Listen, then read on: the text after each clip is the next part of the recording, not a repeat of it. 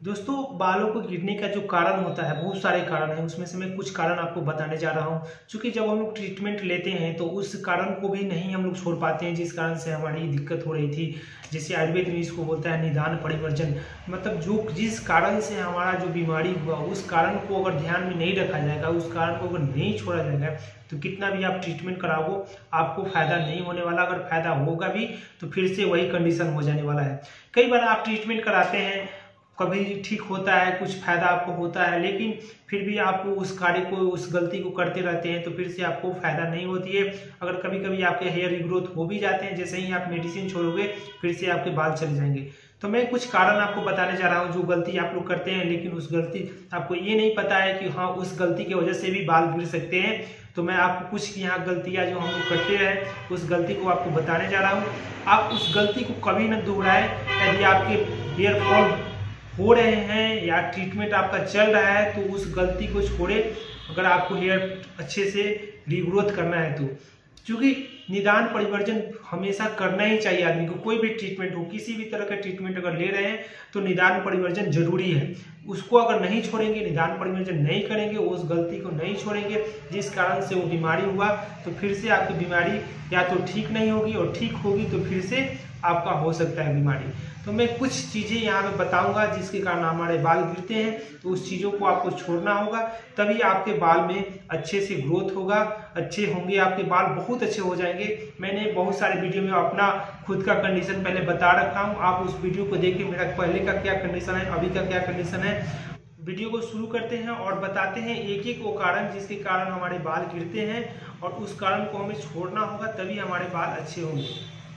एक जो कारण है जो सभी लोग जानते हैं, जेनेटिक हेयर लॉस। जेनेटिक या तो आपका पैटर्नल हो सकता है या मैटरनल हो सकता है। पैटर्नल करने का अर्थ है आपके फादर की ओर से किसी दादा का हो गिरा, फादर की गिरा हो, इस तरह से आपके अंदर आ सकता है। मैटरनल का अर्थ है आपके नाना, मामा, इन सबों का अगर बाल गिरा है तो उस कंडीशन में आपके हेयर फॉल हो सकते हैं। लेकिन कई बार इन लोगों के बाल अच्छे भी होते हैं, तभी हमारे हेयर फॉल हो जाते हैं, हेयर लॉस हो जाते हैं। हेयर फॉल और हेयर लॉस दोनों अलग चीज़ है। हेयर फॉल हो रहा है तो आपके हेयर अगर रीग्रोथ हो गए तो हेयर फॉल की कंडीशन है। हेयर लॉस मतलब एक बार लॉस हो गया, दोबारा अगर नहीं आ रहा है तो हेयर लॉस की कंडीशन में आ जाते हैं। इस चीज़ को हमेशा याद रखें आप। और सबसे पहले तो आप जेनेटिक समझ लीजिए। अगर जेनेटिक पहले देख लीजिए, जेनेटिक भी है तो उसका ट्रीटमेंट आप कराइए। अगर सही ढंग से सही समय पर ट्रीटमेंट लीजिएगा तो उसका भी प्रॉपर इलाज है। आयुर्वेद है उसमें हो सकता है क्रोनिक फीवर। जब आपको किसी तरह का, जैसे चिकनगुनिया का फीवर हुआ, टाइफाइड हो गया, मलेरिया हुआ, इस तरह के फीवर जब होते हैं तो काफ़ी ज़्यादा हमारा बॉडी जो टेम्परेचर जो बढ़ जाता है, तो उस कंडीशन में हम जो मेडिसिन लेते हैं उसके बाद हमारे एक तो कंडीशन ठीक हो जाता है, हमारे फीवर तो ठीक हो जाते हैं, लेकिन उस कंडीशन में से निकलने के बाद हमारे हेयर फॉल होने लगते हैं। तो उसका भी ट्रीटमेंट संभव है। उसको अगर सही समय पर देख के लिया जाए तो वो ट्रीटमेंट हो जाएगा। आपको ध्यान रखना है किसी तरह का ज़्यादा अगर आपको फीवर हो गया है, टेम्परेचर काफ़ी बढ़ा हुआ था शरीर का उस समय, और आपको हेयर फॉल होने लगे, तो सबसे पहले आप उसका ट्रीटमेंट लो। दूसरा, स्ट्रेस। स्ट्रेस बहुत बड़ा कारण है हेयर लॉस का। स्ट्रेस की वजह से अगर आपके हेयर लॉस हो रहे हैं तो उसको ध्यान में रखें। स्ट्रेस कम करने के बहुत सारे मेडिसिन आते हैं। योगा करें, डिप्रेशन से निकलने का प्रयास करें। उसके बाद जो है कंडीशन आती है, एंटीपायरेटिक मेडिसिन होते हैं। अगर किसी बीमारी में एंटीपायरेटिक मेडिसिन आप बहुत ज़्यादा खा लिए हैं तो उसका भी हेयर लॉस पे काफ़ी बड़ा इफेक्ट पड़ता है। उसके बाद आपके हेयर लॉस होने लगेंगे। उसके बाद आपको बता दें कि शैम्पू भी हेयर लॉस में बहुत बड़ा योगदान देता है। सबसे पहले जब हमारे बाल गिरते हैं तो हम लोग शैम्पू ढूंढना शुरू करते हैं कि कौन सा शैम्पू लगाएं कि बाल गिरना बंद हो जाए। लेकिन आपको बता दें कि हेयर लॉस में शैम्पू कुछ नहीं करेगा। वो एक क्लींजर है, आपके बाल से डर्ट को निकालेगा, एक्सेसिव जो सीबम निकलते हैं उसको निकालते हैं, और कभी कभी जो हमारे सीबम, जरूरी सीबम होते हैं हमारे बालों के लिए, चूंकि ये तो नेचुरल है, उसको भी निकाल देते हैं बहुत अंदर तक जाके। तो ये कहीं से इसका सोल्यूशन नहीं है हेयर लॉस में शैम्पू का। आप आयुर्वेदिक ढंग से कोई शैम्पू बना सकते हैं, जैसे मैंने बताया है, उस तरह से बना के आप लगाएं, बहुत बढ़िया रिजल्ट देगा। वाटर, कहीं अगर हमने मान लीजिए कि आप कहीं पे हैं, दूसरी जगह शिफ्ट होते हैं, तो वहाँ का वाटर अगर आपको, पानी अगर आपको सूट नहीं कर रहा है तो उससे आपके हेयर फॉल हो सकते हैं। तो उस कंडीशन से निपटने के लिए भी बहुत सारे ऐसे उपाय हैं जिससे आप उसको, पानी को ट्रीट करके यूज करेंगे तो आपको हेयर फॉल नहीं होगा।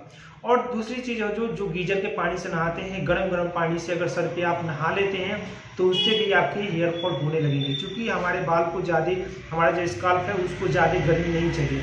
अगर उस तरह की गर्मी आप देते हैं तो उससे भी आपके हेयर फॉल होंगे। उसके बाद आप यदि बहुत देर तक धूप में काम करते हैं, बहुत ज़्यादा सन के एक्सपोज में रहते हैं, अपने बालों को अपने बहुत ज़्यादा अगर धूप लगता है तो उससे भी आपके हेयर फॉल हो जाएंगे।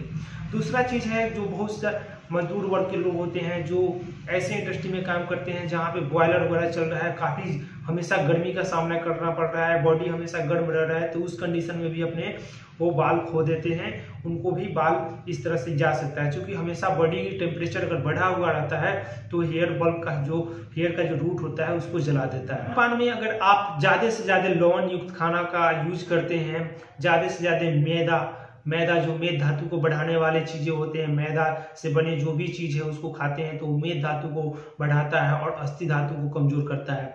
और अस्थि धातु के कारण ही हमारे अच्छे बाल होते हैं, जितने अच्छे हमारे अस्थि धातु होंगे उतने अच्छे हमारे बाल होंगे। तो इस चीज़ को ध्यान रखें, मैदा का अपनी ज़िंदगी में जितना कम हो उतना यूज कम करें। मैदा से बच के रहेंगे, जितना अच्छा रहेगा वो उतना आपके हेल्थ के लिए अच्छा रहेगा। जिनका पित्त बढ़ा हुआ रहता है उनके बाल गिरने रहते हैं। धातु क्षय के कारण भी हमारे बहुत सारे बाल गिर जाते हैं और धातु क्षय को बचाना बहुत जरूरी होता है। इसके लिए आप किसी आयुर्वेदिक डॉक्टर से जब मिलेंगे तो आपको बताएंगे किस धातु की कमी हो गई है, तो आपका टेस्ट होगा, उससे आपको पता चलेंगे। उसके बाद आपको बता दें कि किसी तरह के हेयर डाई अगर आप यूज किए हैं उससे भी आपके हेयर फॉल हो सकते हैं। यदि आपने किसी तरह का हेयर डाई यूज किया है उसके बाद यदि आपके हेयर फॉल हो रहे हैं तो उसको तुरंत गंभीर से लें और उसका इलाज कराएं। तो इस कंडीशन में बहुत तेजी से हेयर फॉल हो जाता है। यदि आपके बॉडी का टेम्परेचर सामान्य से ज़्यादा रह रहा है तो उस कंडीशन में भी आपके हेयर फॉल हो जाएंगे। तो इस कंडीशन को ध्यान रखें। उसके लिए भी बहुत सारा आयुर्वेद में मेडिसिन है, उसको खा के आपके अपने बॉडी का जो टेम्परेचर है उसको सामान्य कर सकते हैं, आपके हेयर फॉल हो सकते हैं। इन सारी चीज़ों से आपके हेयर फॉल हो जाएंगे। और भी बहुत सारे कारण हो सकते हैं जिससे आपका हेयर फॉल हो गए होंगे, तो आप तुरंत हमारे कमेंट बॉक्स में बताइए कि किस कारण क्या आपने गलती किया था। कुछ ऐसा आपने किया हो 1-2 महीने में, उसके बाद आपके सडनली हेयर फॉल हो रहे हैं, तो उसको आप हमारे कमेंट बॉक्स में बताइए, मुझे ही पता चलेगा और उसका हो सके तो मैं कुछ ऐसा उपाय बताऊं जिससे आपके हेयर फॉल बंद हो जाए। दूसरा का आपको विशेष ध्यान रखना है, आपको ना तो ज़्यादा खट्टा खाना है, ना ज़्यादा तीखा खाना है और ना ही ज़्यादा लवण युक्त चीज़ें खानी है। ऐसी चीज़ें नहीं खाएं जिससे आपके एसिडिटी की समस्या हो, गैस की समस्या हो या मेद धातु बढ़े। ऐसी चीज़ें खाने से आपके हेयर फॉल होंगे और आप कोई भी ट्रीटमेंट लेंगे तो उनका असर कम होगा। तो इस तरह से आप अपने हेयर का ट्रीटमेंट लें और अपने हेयर का ट्रीटमेंट जब लेने जाएं तो इन सारी चीज़ों को आप ध्यान रखें कि इन सभी चीज़ों को दोहराएं नहीं। इससे आपके हेयर का ट्रीटमेंट पे असर पड़ेगा और आपके हेयर अच्छे नहीं हो पाएंगे। अगर हो भी जाएंगे तो जैसे ही आप मेडिसिन छोड़ेंगे तो उससे आपके हेयर फॉल फिर से शुरू हो जाएंगे। तो इन सारी चीज़ों को ध्यान में रखें और अपना हेयर ट्रीटमेंट कराएं, किसी आयुर्वेदिक डॉक्टर के पास जाएं यदि खुद से नहीं कंट्रोल हो रहा है तो, क्योंकि वहाँ पे जब जाइएगा तो प्रॉपर ढंग से आपके सारे धातु को सही किया जाएगा। उसके बाद देखा जाएगा कि क्या कंडीशन है, आपको किसी और तरह की प्रॉब्लम तो नहीं है।